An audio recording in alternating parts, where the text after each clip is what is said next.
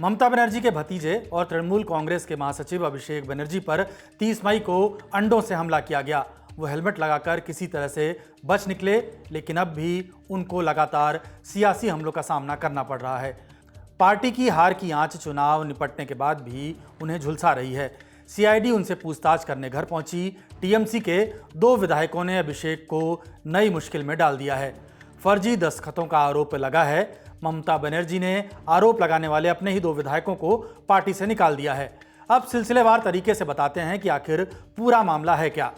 अभिषेक बनर्जी ने विधानसभा सचिवालय को एक लेटर लिखा कि पार्टी शोभन देव चट्टोपाध्याय को विधानसभा में नेता विपक्ष बनाना चाहती है। उसके बाद 20 मई को अभिषेक ने इसी मामले में 70 दस्तखत वाला दूसरा लेटर भेजा।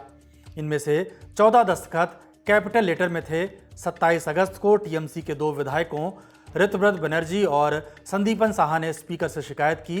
दावा किया कि नेता विपक्ष चुनने को लेकर कोई बैठक नहीं हुई और उससे जुड़े किसी कागज पर उन्होंने साइन नहीं किया। स्पीकर ने पुलिस थाने में इसकी शिकायत की। एफआईआर दर्ज की गई और मामला सीआईडी को सौंप दिया गया। सीएम शुभेंदु अधिकारी बकायदा प्रेस कॉन्फ्रेंस कर टीएमसी को आड़े हाथों लेते दिखे। ये इसमें बीजेपी और सरकार का कोई रोल नहीं है। जो कंप्लेन है, कंप्लेन 2 टीएमसी का एमएलए ने किया है, ऋतुव्रत बंदोपाध्याय और संदीपन साहा। इसमें कोई हमारी रोल नहीं है। लेकिन हम लोग इन्वेस्टिगेशन में प्राइमरी जो मिला है बहुत खतरनाक, चिंता का बात है। एक रजिस्टर्ड पॉलिटिकल पार्टी जो 15 साल सरकार चलाया, उन्होंने अपने खुद एमएलए का सिग्नेचर फॉल्स करके भेज रहा है असेंबली के अंदर। जो हमारी मंदिर है, गणतंत्र का मंदिर है, वहां भेज रहा है। ये बहुत बंगाल के लिए बहुत चिंता का बात है। सीएम की प्रेस कॉन्फ्रेंस के कुछ ही देर बाद तृणमूल कांग्रेस ने अपने विधायक ऋतुव्रत बनर्जी और संदीपन साहा को पार्टी से निकाल दिया। आरोप लगाया कि दोनों एंटी पार्टी एक्टिविटी में शामिल थे। अगर कोई दिक्कत थी तो ममता बनर्जी से बताते, अपनी बात पार्टी फोरम में उठाते। 2 तृणमूल कांग्रेस का एमएलए ऋतुव्रत बनर्जी और संदीपन साहा को पार्टी एंटी पार्टी एक्टिविटीज ये एलिगेशन में एक्सपेल कर दिया। और आज ही ऑनरेबल सीएम शुभेंदु अधिकारी वो ये बता दिया कि पार्टी के अंदर से वो दोनों कैसे स्पीकर को खत लिखा। अगर उसका कोई एलिगेशन था किसी प्रोसेस के बारे में, उसको तो हमारा लीडर ममता बनर्जी को खत लिखना चाहिए था। तो क्यों स्पीकर को खत लिखा? ये एंटी पार्टी एक्टिविटीज है।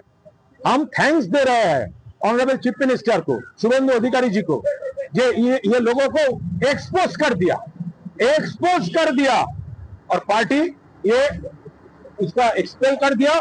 मामला अब सीआईडी के पास है। वो अभिषेक बनर्जी के घर भी पहुंची। शुभेंदु अधिकारी की माने तो सीआईडी ने अभी तक जिन 13 विधायकों से बात की है, उनमें से 3 ने बताया है कि सिग्नेचर उनके नहीं हैं। उन विधायकों के नाम हैं बहरुल इस्लाम, अरूप राय और सुभाषीष दास।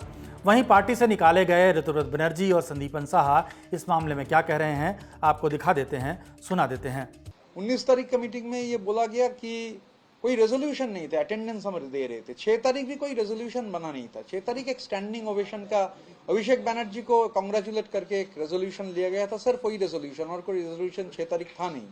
19 तारीख बोला गया कि 6 तारीख के डेट में साइन कीजिए। जब हम लोग साइन करने गए तो देखे ऐसे बहुत सारे नाम हैं, वो भी ब्लॉक लेटर्स में, जो लोग मीटिंग में ही है नहीं। फिर देख लिया, देखा नहीं मीटिंग में है नहीं।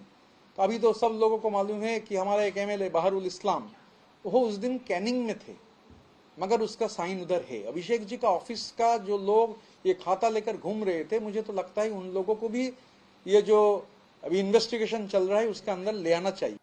जो कानून है, जो नियम है, इसकी जानकारी होना जरूरी है। और वो जानकारी करने के बाद एक सिस्टम फॉलो करके ही एक प्रोसेस में आप आगे बढ़ सकते हैं, जो प्रोसेस यहाँ पे फॉलो नहीं हुआ है। इतना दिन का एक दल पहले भी विरोधी में थे, फिर सरकार में आए, आज विरोधी में गए हैं, लेकिन प्रोसेस फॉलो करना ही भूल गए। ये मुझे बहुत ताज्जुब लगा।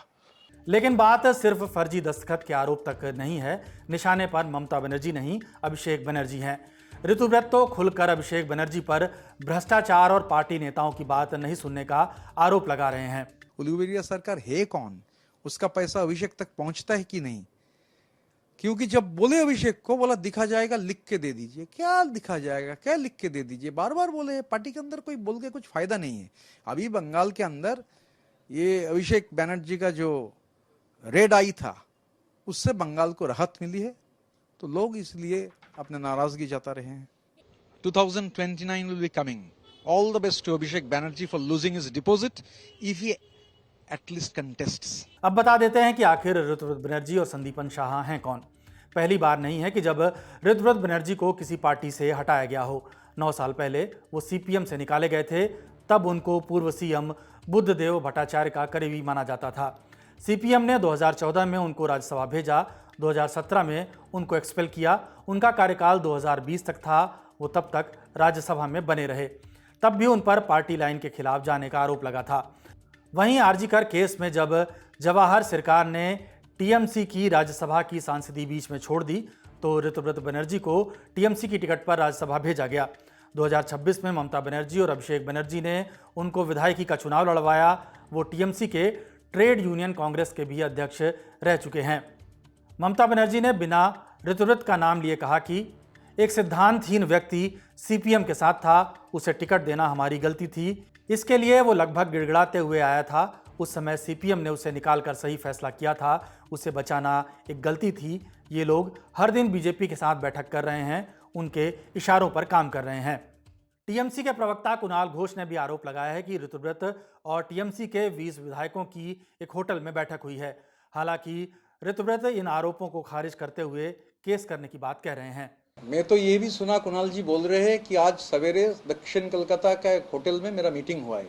मैं तो एक केस करूंगा, ऑलरेडी लॉयर से बात किया, क्योंकि टावर लोकेशन का चैलेंज करूंगा। मैं घर से निकल कर इधर आया, अभी किधर गया नहीं। तो बोल रहे हैं दक्षिण कोलकाता के एक होटल में एक्चुअली ब्रेक फेल हुआ एक गाड़ी है, तो ब्रेक फेल हुआ गाड़ी जिधर भी जा सकता है। वहीं संदीपन साहा के पिता तृणमूल कांग्रेस के विधायक रहे हैं। संदीपन कोलकाता म्यूनिसिपल कॉरपोरेशन में पार्षद रहे हैं। अब वो कोलकाता के एंटाली से विधायक हैं। टीएमसी के कुछ विधायक और सांसद जिस तरह से बयानबाजी कर रहे हैं, उससे ममता बनर्जी की पार्टी टीएमसी के टूटने का खतरा बना हुआ है। अगर ऐसा कुछ होता है तो 2 विकल्प हैं। पहला कि टीएमसी के 80 में से 54 यानी 2/3 विधायक बीजेपी में आ जाएं तो दल बदल कानून लागू नहीं होगा। दूसरा ये कि टीएमसी में 2 गुट बट जाएं, एक ग्रुप पार्टी से अलग होकर असली टीएमसी होने का दावा करे। टीएमसी के अंदर क्या चल रहा है, उसके साथ इस बात पर भी नजर है कि बीजेपी टीएमसी को तोड़ना चाहती है या नहीं। कुल मिलाकर ममता और अभिषेक बनर्जी के आने वाले दिन अच्छे दिन नहीं लग रहे। इस खबर में इतना ही। बंगाल की सियासत से जुड़ी इस खबर पर आप क्या सोचते हैं, कमेंट बॉक्स में ज़रूर बताइएगा।